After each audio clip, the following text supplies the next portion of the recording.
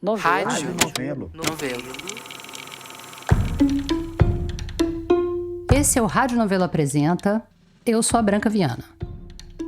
Fico sentindo que, às vezes, a Novelo leva uma fama um pouco injusta e um pouco imerecida de ser uma produtora de jornalismo investigativo. A maior parte da equipe é de jornalistas, sim, mas eu não sou. E na maior parte das vezes, a gente não dá furo, não cavuca informação inédita. O que a gente fez quando contou a história da Ângela Diniz no Praia dos Ossos, por exemplo, foi só recontar aquilo que já estava ali sob uma outra luz. Tem pesquisa, claro, mas não tem furo. A gente não revirou o lixo de ninguém, não encontrou nenhuma fonte anônima à noite no estacionamento. Agora, tem casos e casos. Tem alguns assuntos que são de importância nacional e que a Rádio Novelo não podia se furtar de arregaçar as mangas e investigar direito. A história de hoje é uma dessas. E de quebra, é uma história natalina. Então, o episódio de hoje vai ser todo dedicado a ela. Quem vai contar essa saga, e você vai entender logo por que essa história tinha que ser contada por ele, é o Vitor Hugo Brandalize.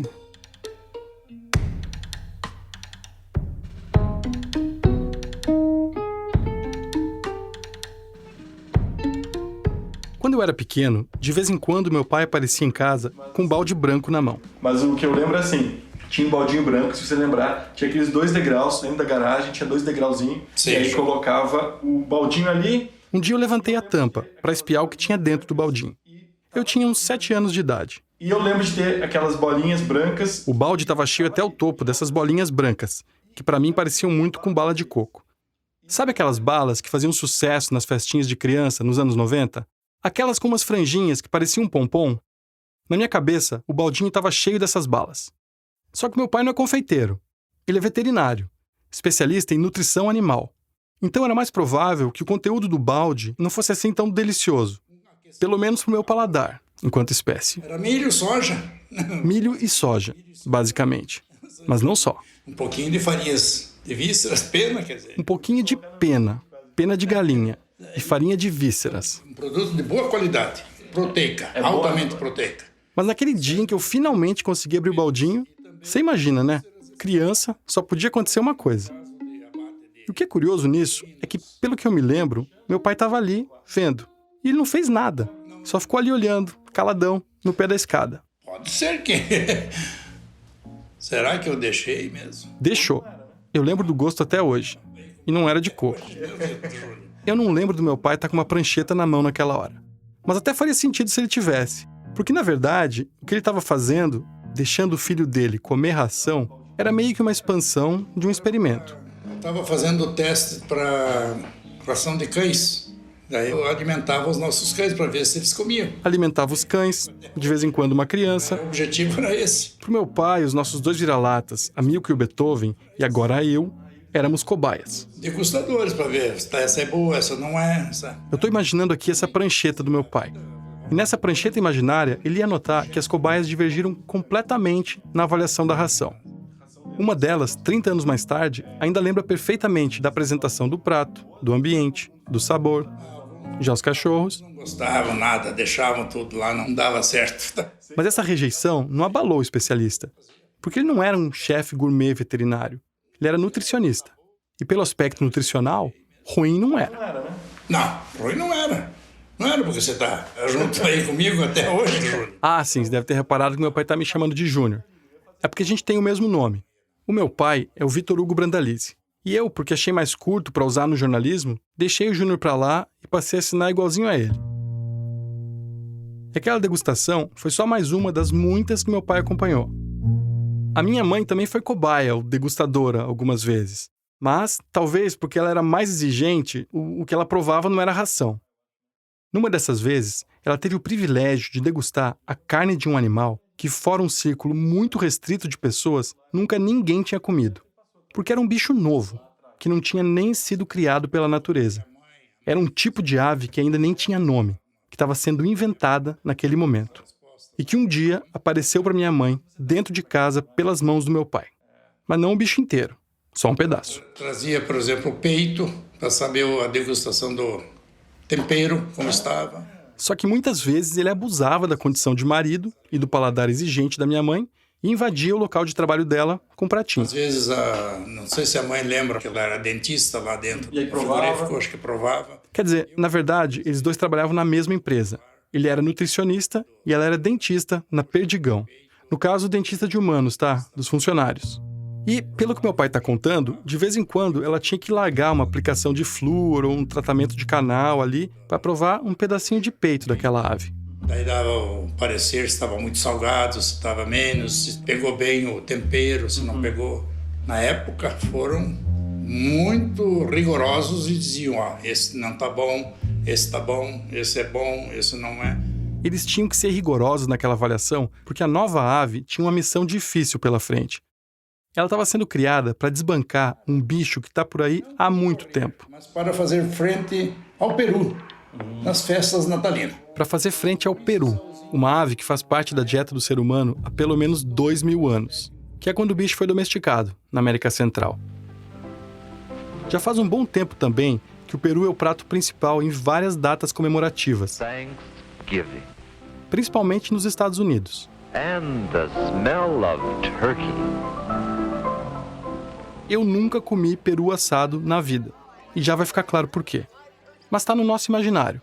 Aparece direto em filme, até desenho animado. No Dia de Ação de Graças, no Natal, tá lá o peru, lindão, dourado, This turkey tastes half as good as it looks. reinando no centro da mesa, rodeado de uns purês e de uns molhos. E nessa época em que eu era criança, no começo dos anos 90, o peru estava ganhando espaço nas ceias natalinas também no Brasil. Que cheirinho de Natal! A nova ave, aquela que minha mãe provou, tinha como missão de vida interromper essa trajetória ascendente. Na mira dela estava um peru que tinha nome e sobrenome. A Sadia deseja um Natal do peru pra todo mundo, com peru da Sadia, é claro. O peru da Sadia. Teve um tempo em que meu pai falava tanto desse bicho que para mim soava quase como uma palavra só. Peru da Sadia. Peru da Sadia é isso, peru da Sadia é aquilo, mais aquilo do peru da Sadia. A concorrência na época era grande entre Sadia e Perdigão. Fla-Flu, Grenal. Ou para fazer um paralelo da minha terra, uma rivalidade tipo Avaí e Figueirense, se é que você me entende. Uma concorrência tão grande que na cidade sede de uma empresa era difícil encontrar os produtos da outra. Era quase um palavrão falar de Sadia na cidade da Perdigão. Hoje é tudo a mesma empresa, né? A BRF, Brasil Foods.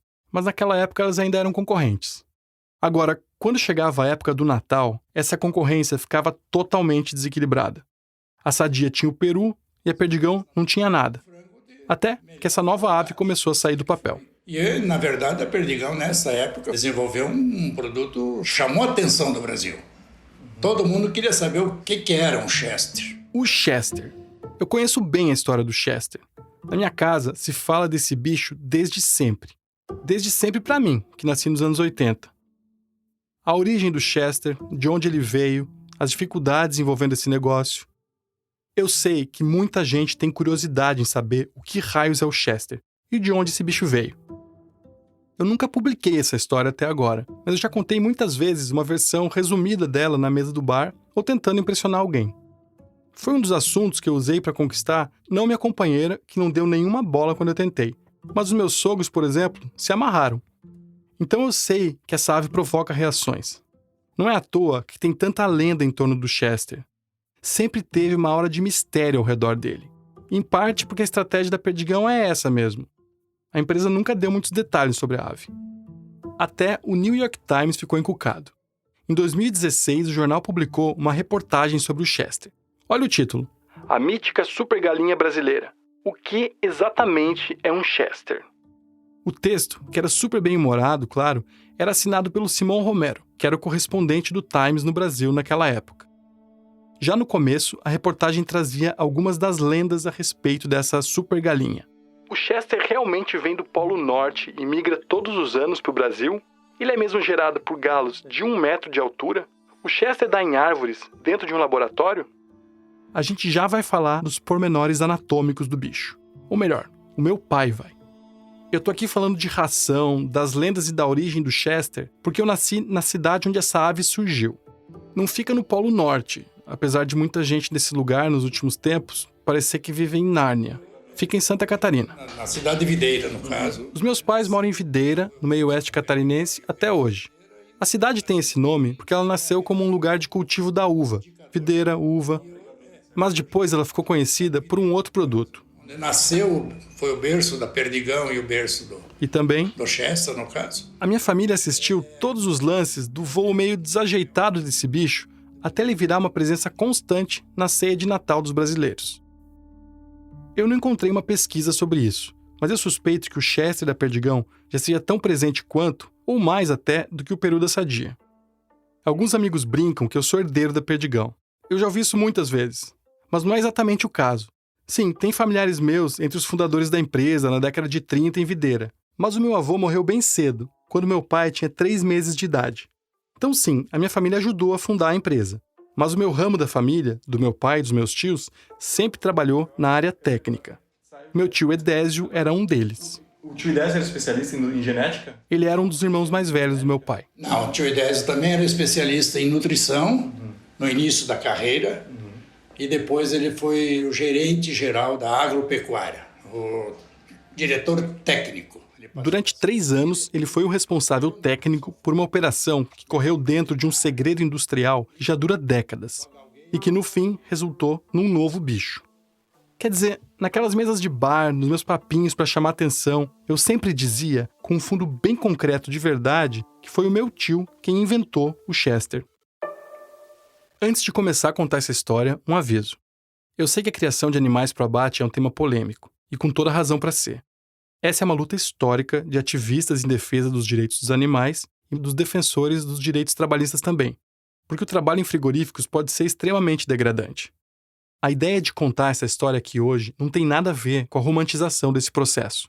O que eu queria era contar essa história brasileira, que por causa dos meus laços familiares eu consegui ter acesso a detalhes dela, e que eu acredito que tem interesse público.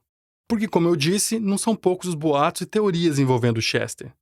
E, que a gente concorde ou não com o processo, tudo isso aconteceu. E aconteceu há 30, 40 anos, no momento em que várias dessas discussões importantíssimas de hoje eram incipientes ou ainda nem existiam. Dito isso, vamos lá.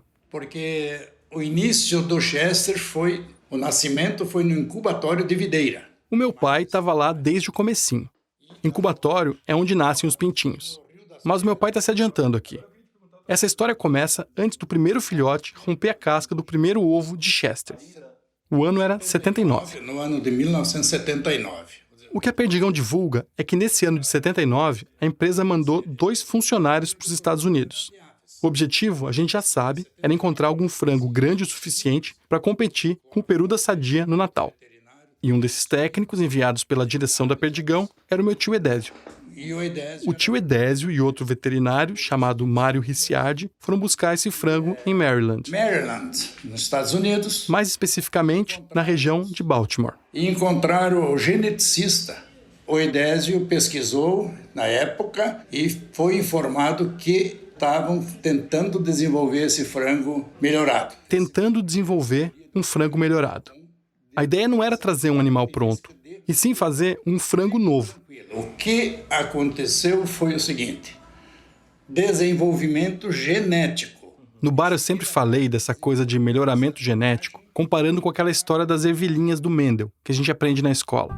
Para quem não lembra, esse cientista, o Gregor Mendel, é considerado o pai da genética. E ele fez um experimento com ervilhas no século XIX. Bem resumidamente, o Mendel cruzava ervilhas com uma determinada característica, tipo a semente ser verde ou amarela, para entender qual traço passava para o descendente. E então ele entendia qual era o traço dominante da espécie. Foi um achado tão importante que as leis de Mendel formam a base da genética clássica. Bom, quando meu tio e o colega dele foram para Baltimore representando a Perdigão, eles com certeza não estavam pensando em ervilhas. E eles sabiam quem que eles iam procurar. Um geneticista chamado Ira Carter, que tinha desenvolvido uma linhagem de galinhas. Esse Carter desenvolveu essa linhagem voltada para o desenvolvimento muscular de carne no peito e coxas. Peito e coxas. Essas devem ser algumas das palavras que eu mais ouvi meu pai falar na vida. Peito e coxa. Peito e coxa. Peito e coxa, mais voltado para a estrutura muscular no peito. Esse geneticista, o Ira Carter, era conhecido pelo trabalho que ele fazia cruzando frangos para criar super frangos. Quer dizer, basicamente, para chegar em frangos que tivessem o peito e as coxas mais desenvolvidos, maiores. Mas não só isso. E também a maciez. A maciez da carne também tinha muito a ver. O Carter trabalhava com galinhas de carne mais macia, que eram conhecidas como tender chicken. E o meu tio e o colega dele se convenceram que a ave que eles estavam procurando podia vir dali. Eles foram para lá porque a indústria avícola dos Estados Unidos tinha tecnologia mais avançada que a do Brasil. Porque, na verdade, quem era detentor das linhagens avícolas do Brasil era os Estados Unidos. O Brasil, na época, não tinha vida própria. Por isso, eles partiram para Maryland, que é um dos estados americanos que tem tradição em avanços tecnológicos nessa área. E lá eles buscaram essa tecnologia e trouxeram para o Brasil. Tá, mas como é que se traz uma tecnologia? Tipo, na prática? Até a parte dos cruzamentos de frango, eu sabia que a ideia era conseguir um animal melhor, entre aspas, porque a indústria estava procurando. Mas o que exatamente o meu tio tinha trazido? Essa era uma parte da história que nunca tinham me contado. Uma coisa que eu acho que eu nunca perguntei é o que é, pai, que eles trouxeram pro Brasil? Eles foram até lá e eles trouxeram... Eu sempre falei brincando que o meu tio tinha trazido o ovo do Chester na mala. Trouxeram um ovo do Chester? Não. Mas aí o meu pai veio com uma informação totalmente nova para mim. As avós, a Perdigão importou avós, frango vivo. As avós, as galinhas ancestrais do Chester. Veio na época, aprovado pelo Ministério. Meu pai me explicou que dessas avós saem, na linguagem totalmente adaptada para a produção em escala industrial, as matrizes, as galinhas que botam os ovos do Chester. Bom, então meu pai estava me contando que essas avós foram importadas. Já veio com 30 mil para alojar um aviário. Vem de navio? Vem de avião. De avião? Avião. Pô, pai, cabe 30 mil. Avião de carga. Eles vêm alojados em gaiolas. Você já viu isso? Já. Então me conta como é que é um avião de galinha. Um avião cargueiro, um avião que vem, traz nas gaiolas, eles vêm as pintainhas, vêm as galinhazinhas e vêm ali. Então, peraí, são 30 mil pintinhos. Né? 30 mil avós, no caso, pequeninhas, que vêm pra cá. Cada avó é um pintinho. Cada avó é um pintinho. É interessante, viu? Eu achei curioso. Fiquei viajando na imagem do avião cargueiro cheio de filhotes. Mas aí, uns dias depois, meu pai me mandou uma mensagem meio misteriosa no WhatsApp. Vou ler. Com relação à vinda de pintinhos, não foi. Depois explico mais. Tá certo. No mundo do Chester, o buraco é sempre mais embaixo. Então eu marquei de falar com meu pai de novo. E o que eu não sabia é que aquele trechinho de história que ele me contou errado ia despertar um ímpeto investigativo no meu pai que eu também não tinha ideia que ele tinha. E aí, ele apareceu com mais informações que eu nunca tinha ouvido falar, e que ajudam a entender o porquê dessa aura de mistério que cobre o Chester ao longo dos anos. Bom dia, Júnior. Pai, então o que você descobriu? Como é que é essas novas coisas que você quer me falar? Na verdade, eu fiquei umas 3 semanas um pouquinho também apreensivo e diria que até tenso, estressado. Na busca de trazer uma informação mais correta possível. Parece que estresse é um traço genético. Nessas 3 semanas que meu pai ficou tenso, ele fez um movimento. Ele reuniu a velha guarda, procurou outros 3 veterinários da equipe técnica do Chester com quem ele mantém contato até hoje. Ele queria recuperar os primórdios desse trabalho comandado pelo meu tio Edésio. Não foram pintinhos como eu tinha pensado que era na época, porque há muito tempo atrás a memória também a gente esquece um pouquinho, então... Na verdade, nem era muito diferente da história que eu contava brincando, que o meu tio tinha trazido ovos na mala. Na verdade, vieram ovos neste período para incubação. Só que... De 3.000 a 5.500 ovos. 3.000 a 5.500 ovos não cabiam na mala. Porque a taxa de incubação, quando vai muito bem, é 85% de ovos férteis nascem. Que eles foram trazidos de Maryland. Isso estava certo. Maryland, Baltimore. Através de uma companhia aérea específica em transportes de aves vivas. Então, o destino dele foi Viracopos. Esse era o aeroporto autorizado pelo Ministério da Agricultura a receber cargas vivas. E após chegarem também em Campinas, precisa ter tudo, os papéis, todos, a parte burocrática, para serem desembaraçados e destinados à videira, o mais rápido possível. Porque cada dia que fica, menos fértil poderá ser no incubatório. Como também costumava acontecer na sala da minha casa, eu já estava satisfeito com o nível de detalhe nas explicações do meu pai. Mas ele estava decidido a contar em pormenores a história de origem do Chester. Então, continuando, relembrando um pouco, o que fazer com esses ovos agora? O quê? Então, os ovos todos separados, identificados, eles são transportados com muito cuidado em caminhões específicos próprios para o transporte de ovos férteis, cuidando da temperatura, da umidade interna do furgão, enfim, todos os cuidados para que o ser vivo que está ali dentro, o embrião, continue vivo. Então eles foram incubados num incubatório, hoje sendo BRF, está bem mais moderno. Só lembrando, Perdigão e Sadia hoje são uma empresa só, a BRF. Mas era um incubatório bastante simplório na época. Chamava incubatório Santa Gema. Portanto, após 21 dias, esses pintinhos nasceram. Ok, nasceu, beleza. Nasceu o Chester? Ainda não. É só aí que começam os lances de engenharia genética que iam dar no novo bicho, a partir daquela velha técnica do Mendel. Esses pintinhos, que nasceram dos ovos importados, eram os antepassados dos primeiros Chesters. O meu pai, nessa época, era o chefe do departamento de rações da Perdigão. Título chique, né? Só que era um departamento com um número de funcionários bem reduzido. Só ele mesmo. Só na época nós não tínhamos dinheiro suficiente para contratar mais pessoas, então eu tinha que trabalhar sozinho. Justamente por isso, ele acompanhou muito bem, porque ele teve que acompanhar os passos iniciais do Chester. Eu fui conhecer quando entregamos a primeira carga de ração, eu já fui acompanhar. Já no primeiro dia estava tudo arrumadinho, esperando eles para eles começarem a se alimentar. A ração já estava toda ali, só esperando. E se tem uma parte dessa história do Chester que eu já ouvi 1 milhão de vezes, é a parte da ração. Você fez a primeira ração do Chester, você que fez? Fui eu que fiz, com muito cuidado. Ele fez a primeira ração do Chester. Na verdade, ele fez logo 5 tipos de ração. E eu quase consigo falar de cor porque é que são 5 tipos de ração. Enquanto que o frango de corte tinha 2 ou 3. No máximo 3. Então, meu pai costuma ser bem técnico nessa parte. A diferença era que ele necessitava de mais minerais. Em casa, na mesa do jantar, eu não tinha para onde correr. Um pouquinho mais de cálcio e fósforo. E um pouquinho mais de vitaminas. Mas eu vou te poupar dessa. E usando o poder da edição, eu vou resumir essa história. O Chester precisava de mais tipos de ração, basicamente por 2 razões. A primeira é porque ele vivia mais tempo, 90 dias nessa época, enquanto o frango comum vivia só uns 40 dias. A segunda é porque o Chester precisava de um outro tipo de distribuição nos nutrientes. E é isso que importa mais nesse capítulo da história. Foi essa distribuição nos nutrientes que permitiu que essa velha guarda da genética animal brasileira se intrometesse na seleção natural. Foram várias as viagens do meu tio Edésio para Baltimore. Pelo menos 4 idas para encontrar o tal do Ira Carter, para conhecer vários tipos de frango e negociar a compra do pacote genético que ia dar no Chester.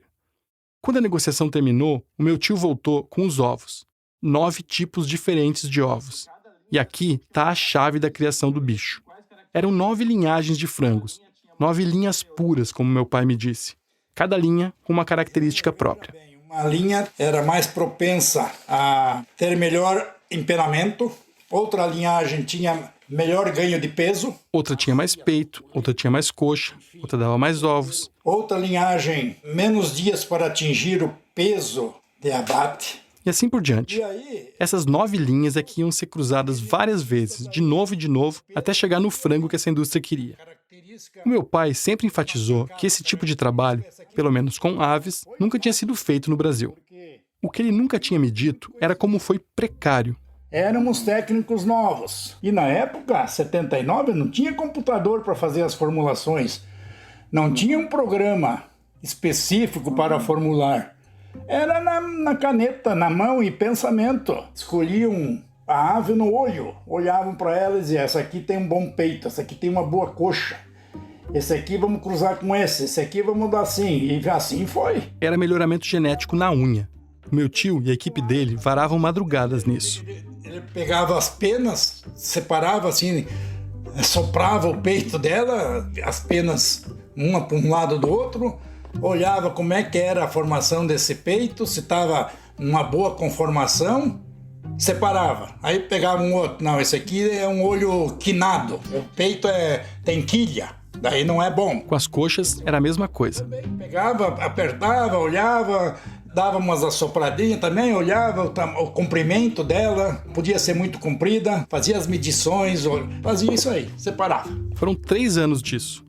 Acordar de madrugada, escolher frango pela envergadura da coxa. Um trabalho técnico árduo, não foi fácil, mas chegamos ao final de uma ave não perfeita, mas conseguimos atingir os objetivos nos primórdios ali, iniciais, daquilo que nós queríamos. O que eles queriam, claro, era desbancar o peru. A melhoria da carne do peito e da coxa do Chester, porque sabíamos que o peru da concorrente Sadia era muito fibroso, não tinha assim aquela performance como o Chester apresentou. O Chester foi criado para ser um espelho invertido do peru, um anti-peru. Por exemplo, tinha essa ideia de que a coxa do peru era seca, fibrosa, incomível, como disse um dos veterinários com quem meu pai falou para ajudar ele a lembrar.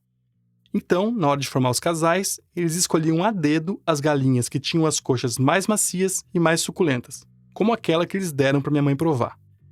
Agora, todo esse empreendimento é uma tentativa de brincar de Deus, de interferir nos processos naturais. Existe esse bicho, resultado da evolução e da seleção natural, que é o peru. E esses técnicos tinham a missão de criar um inimigo à altura desse bicho natural numa rinha de aves na ceia natalina brasileira. Para competir com o peru, eles resolveram criar um super frango, manipulando a evolução de uma galinha na marra, assoprando pequenas penas, apertando pequenas coxas. Só que a gente sabe, de assistir a sessão da tarde, que quando um cientista resolve brincar de Deus, coisas estranhas podem acontecer. E claro que isso aconteceu no caso do Chester. Porque ele tinha uns problemas de perna, por ser muito pesado, e aí caía aí dava problema no peito, machucava o peito, ele fica só deitado. Porque crescia demais? Porque crescia demais. A musculatura era tão pesada que os ossos não aguentavam. Uma das lendas sobre o Chester era que o bicho não andava, passava a vida parado, engordando. Bom, durante um tempo, enquanto eles não davam um jeito de corrigir esse erro, ele teve mesmo dificuldade para andar. A solução desse problema de distribuição do peso estava nas mãos do meu pai. O Chester não ia crescer do mesmo jeito que os outros frangos. Então eles tinham que fortalecer a estrutura do bicho. Com a melhoria na ração, no nível de aporte cálcio e fósforo e redução do tempo de abate. Foi o que aconteceu. Com 65 dias ele já não tinha mais esse problema. Com 65 dias ele já atingia o peso de abate e era abatido. Eram 90 dias lá no começo, viraram cerca de 60, 65 dias com o mesmo peso. Era suficiente para o que a Perdigão queria. Então, em 1982, 3 anos depois de os primeiros ovos chegarem ao Brasil, o Chester estava pronto para ser lançado. E ele era bem diferente dos frangos antepassados dele. 70% de carne no peito e coxa. 70% de peito e coxa. Isso é bem mais que uma galinha típica, que tem 45% do peso nessas partes. Tava bom, a indústria já estava ficando satisfeita.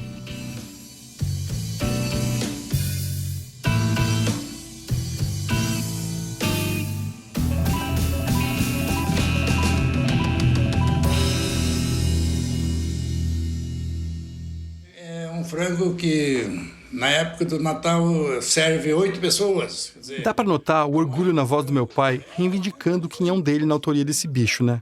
E claro, como um nutricionista que colaborou para esse feito, ele tinha toda a razão para isso. Agora, vários detalhes da concepção do Chester desde o princípio passaram meio ao largo dele. E ele estava ciente de que tinha outra pessoa que seria perfeita para me contar essa história. Se o Edésio estivesse conosco, ele com certeza ilustraria muito mais essa nossa conversa, Júnior. N funcionários passaram aí junto com ele, mas quem realmente sabia era ele. O meu tio morreu em 2009. Eu já era jornalista nessa época, mas eu bobeei e acabei nunca fazendo uma entrevista propriamente com ele.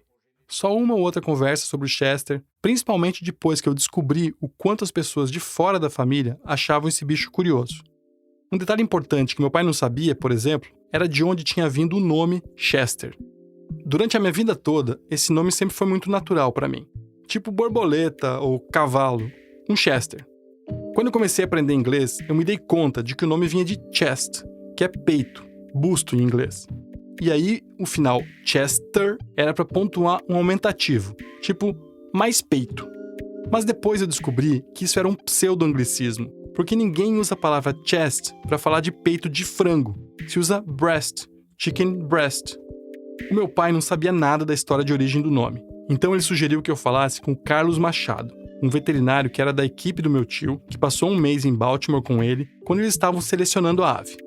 Eu liguei pro Carlos e ele logo me contou que outros nomes estavam na mesa. Uma ideia que surgiu ainda lá nos Estados Unidos era chamar o novo bicho de Breaster mesmo, sem pseudo-anglicismo. Só que tinha um problema. Breaster era meio difícil de pronunciar. O pessoal de estratégia da Perdigão vetou esse nome e veio com uma contraproposta, que massacrava de novo o inglês.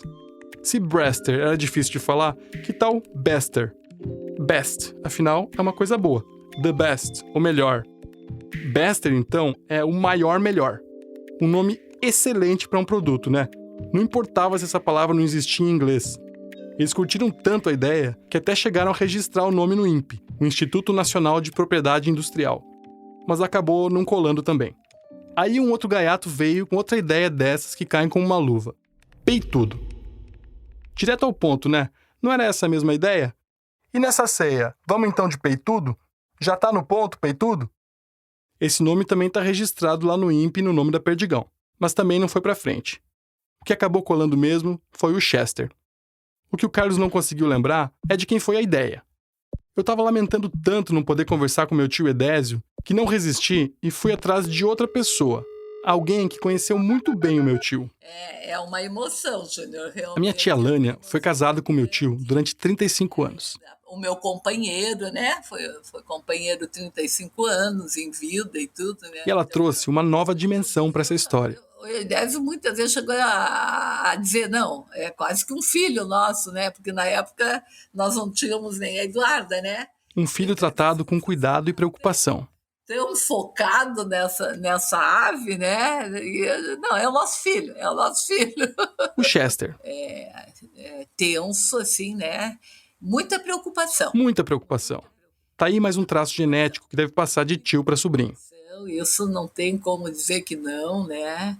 Nossa, como já interferiu no sono, mais dores de estômago. Tinha vezes assim que eu ficava muito preocupada assim, de ver que ele não dormia à noite, né? Ele levantava, ia fazer um chá, voltava. E outro dia, 7 horas da manhã, estava em pé para ir trabalhar. E a preocupação por que era, tia? Eu acho que isso, pelo desafio, né, de um produto novo, da gente sabendo que ia ser lançado, de toda aquela expectativa, né, de como é que vai ser a aceitação. Mas nunca, né, Júnior, imaginando assim, essa proporção, né? A gente lançou o Rádio Novelo Apresenta há 1 mês. E deu para ter uma ideia do que é se preocupar com a recepção de um projeto novo. E no caso do meu tio, tinha gente pensando nisso há mais tempo ainda. Depois de uma gestação que durou 3 anos, aquele bicho não ia ver a luz sem fazer alarde. Que essa propaganda... Queremos Chester. Que era aquele cenário romano, né? Aves raras. Com um humorista que na época era conhecido, que eu não consigo lembrar o nome. Degustatibus Chester. Que era o Habemos Chester. Perdigão West. Habemos Chester foi uma campanha publicitária pensada primeiro para dizer que sim, agora existe um negócio chamado Chester. Uma das peças da campanha era com os Trapalhões. Era um comercial todo trabalhado no latim, ou algo parecido com latim. Fazendo uma análise psicológica, semiótica, de boteco aqui, dá para dizer que a ideia dessa propaganda era tentar inserir essa nova ave numa tradição. Uma tradição tão antiga quanto a do Peru. Os Trapalhões na Roma Antiga falando latim. Quer dizer, eles tentaram todo tipo de cruzamento para cair no gosto do pessoal. Quão ousado você tem que ser para tentar emplacar um novo animal no mundo? Para ir contra a corrente da natureza, como a gente está vendo aqui, você tem que se esforçar muito. Vale latim, vale Trapalhões, vale até uma banda. Essa é a banda Chester Show. Sim, esse é o nome. E ela tinha também um slogan: produto do nosso sentimento. Era uma banda estilo Big Band, criada pela Perdigão para percorrer o sul do Brasil carregando a bandeira do Novo Frango. Eu tenho uma memória bem remota da agitação dos meus pais quando a banda Chester ia tocar. Mas teve uma outra ação promocional do Chester, de meados dos anos 80, que eu lembro bem, porque eu até participei dela. Foi a banda e foi o futsal, né, Júnior? A Perdigão criou um time de futebol de salão para promover a marca e a ave. Nessa época, a empresa fez um investimento grande para transformar essa cidadezinha de Videira na capital nacional do futebol de salão.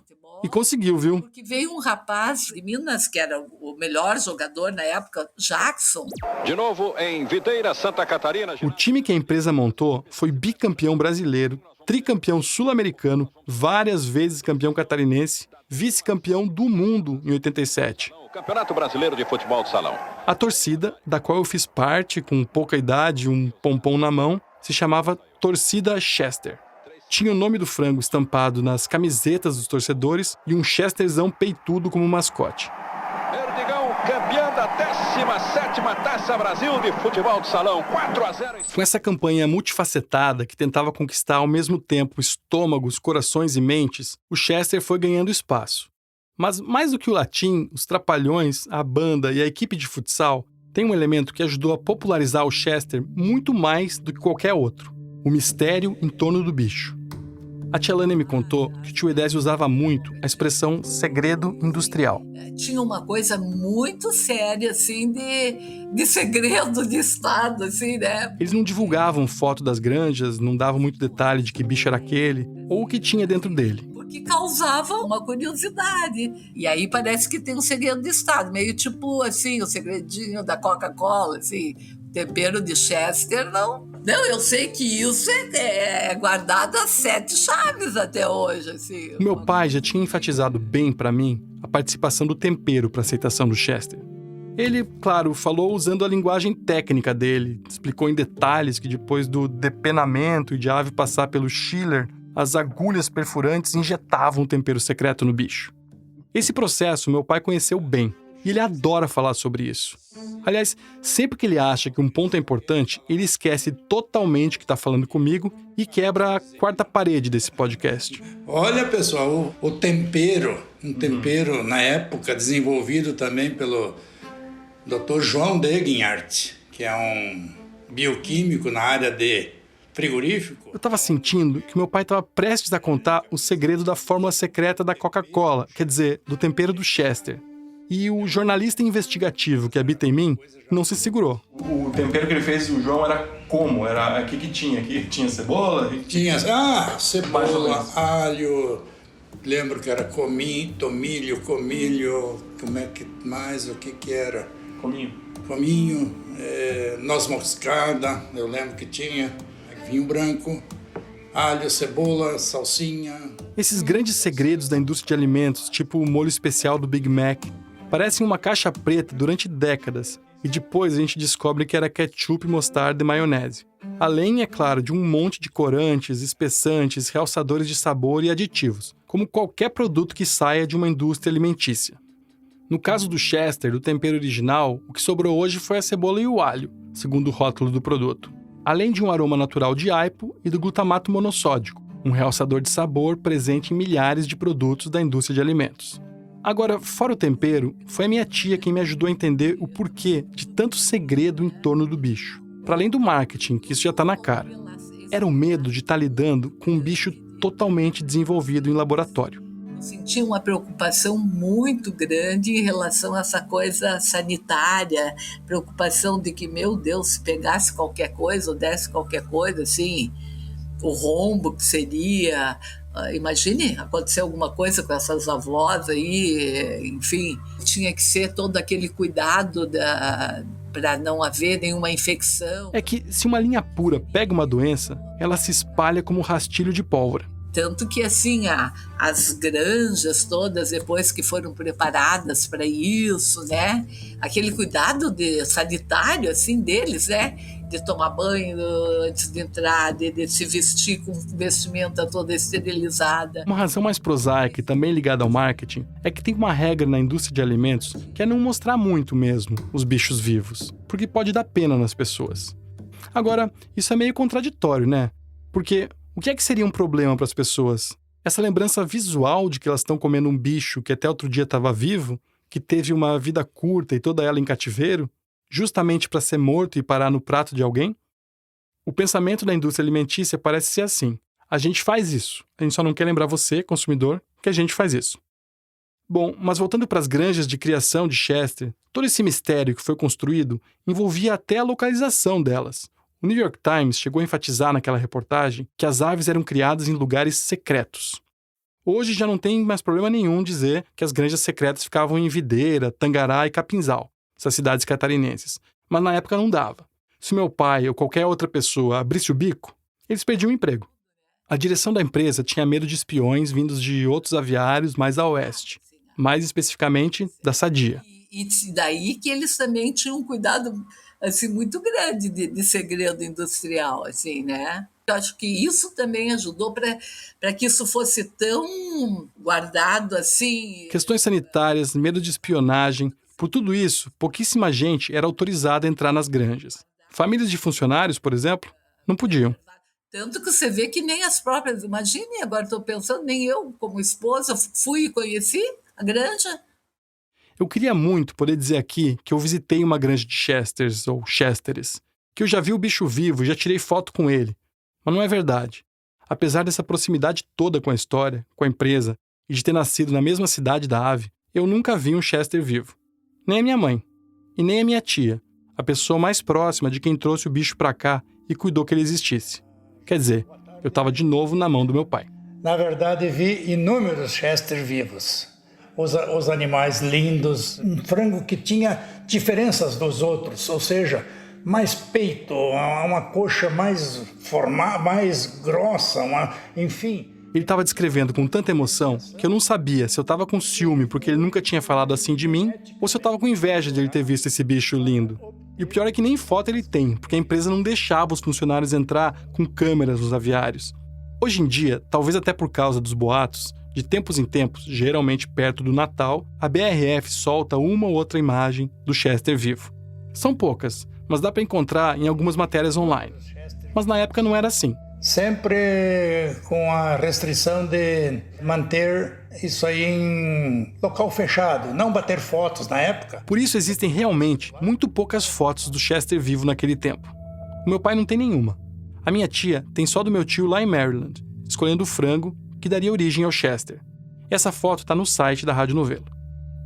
Esse mistério todo em torno do Chester fez aparecer, claro, um monte de lendas sobre o bicho. Algumas eu falei aqui. A que eu mais gosto é a que pergunta: o Chester, afinal, tem cabeça? Mas eu fiquei com medo de perguntar essa pro meu pai e levar uma invertida, ou fiquei com medo da resposta, sei lá. Brincadeira. Agora, claro que esse sigilo acabou dando margem para teorias não tão engraçadas, que irritam muito meu pai. Que o Chester era um frango cheio de anabolizante, um frango bombado, um frango cheio de hormônios. Enfim, coisas que é um mito.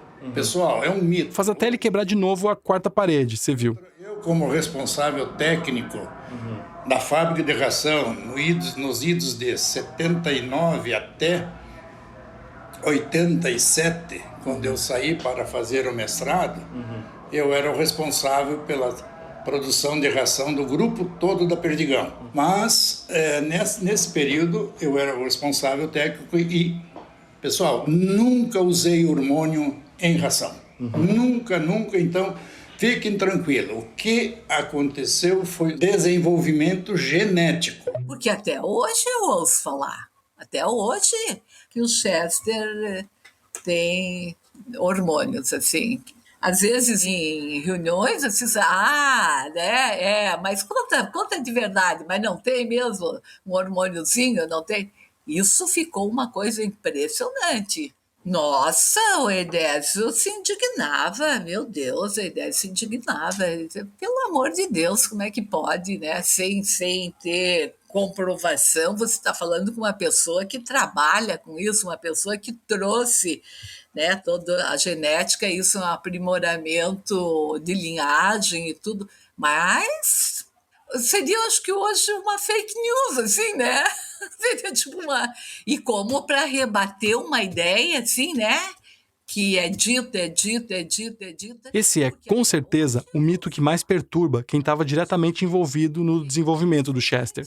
Isso foi uma coisa que eu vi o Edésio ter que rebater até enquanto viveu, e eu continuo rebatendo. Já as outras teorias não incomodam tanto. A de que ninguém nunca viu um Chester vivo, por exemplo. Ah, não, isso ele, sabe aquela risada gostosa, como que disse, que bom, deixa pensar assim, né, assim como um trunfo na mão, assim, sabe, que causava uma conversa, né, causava uma curiosidade, e ele estava certo do que tinha, né. Ele até rebatia e brincava. Como ninguém viu o Chester vivo, como ninguém viu estátua de santo com óculos, né, entrava na brincadeira, sabe? Ele não tentava argumentar nada. Aí ele entrava na brincadeira.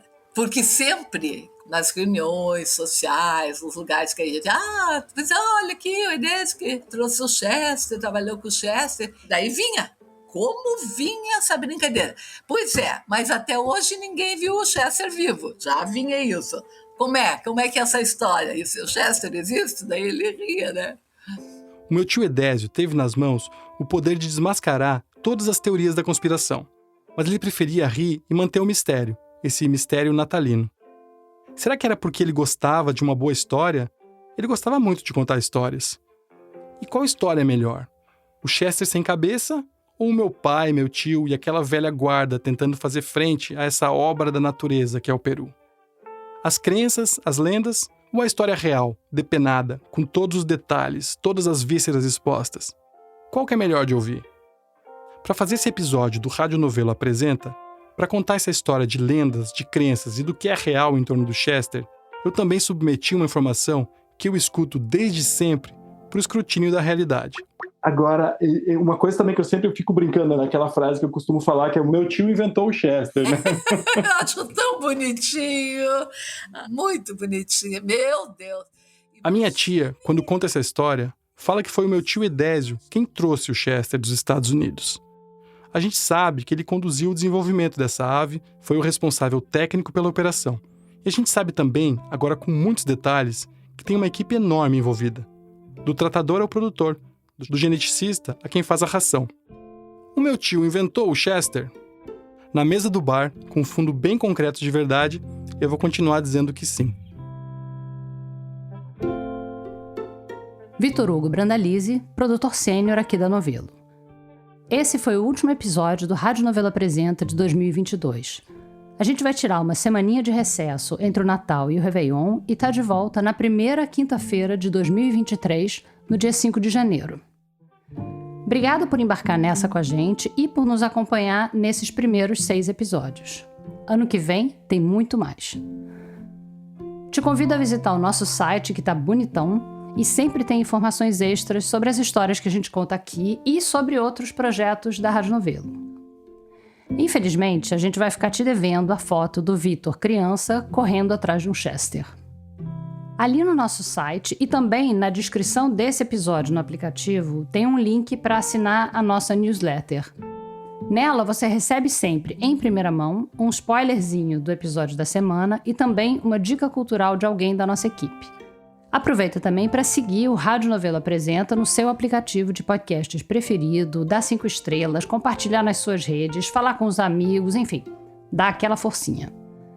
Se você quiser repercutir as histórias com a gente ou mandar uma história sua, uma sugestão, qualquer coisa, pode mandar um e-mail para apresenta@radionovelo.com.br ou marcar a gente nas redes sociais @radionovelo. O Rádio Novelo Apresenta é um original da Rádio Novelo. A direção criativa é da Paula Scarpim e da Flora Thomson Devô e a produção executiva é do Guilherme Alpendre. A gerência de criação é do Thiago Rogero, a executiva é da Marcela Casaca e a de estratégia é da Juliana Jäger. Nossos produtores sênior são o Vitor Hugo Brandalize e a Evelyn Argenta. As produtoras da nossa equipe são Bárbara Rubira, Clara Helstab, Gabriela Varela, Júlia Matos e Natália Silva. A Paulo Scarpim fez o desenho de som. A checagem desse episódio foi feita pela Marcela Ramos. Nesse episódio, a gente usou música original de Vitor Rodrigues Dias e também da Blue Dot. A mixagem é do Pipoca Sound. A promoção e distribuição são da Bia Ribeiro e da Fecris Vasconcelos. O Eduardo Wolff faz a